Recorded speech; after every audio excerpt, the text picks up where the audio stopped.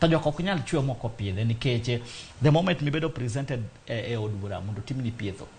gin kod duty constitutional right kod duty constitutional duty mondo gipiedh ng'at mokete mbele gi mondo gishan ng'at mimiyo tijni ba omiti maber shida mwan kod nia ni Musalia Mudavadi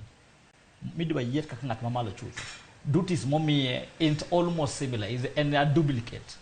mar jalup ker almost gito tich machalre mostly an oversight onge gi ma direct winjo ma office mar prime cabinet magi motiyo ma very specific kitemo rango gi maber tinyo ka jinyo wacho kacha na kirange ga sedi jinyo wacho kacha na kanti office machalo mar ghost worker to chalo office na nikech gik motimo are the same copy paste mar gi manga ma jalup ker timo kora paro no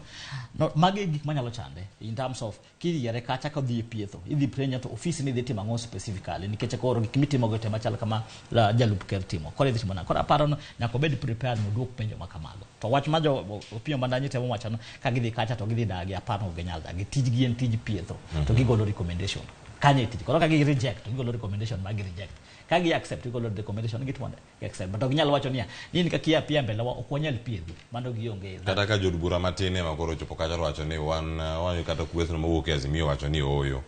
ya koma kama wano kwa yiego onyalo bedo gi pek machalo nade ponono kata yiero jotend migepe dongen gi chantie kod quorum nitie namba katibo wacho no magemo kwa chopo to atimo pietho not kila ng'ato mabro yie kod pietho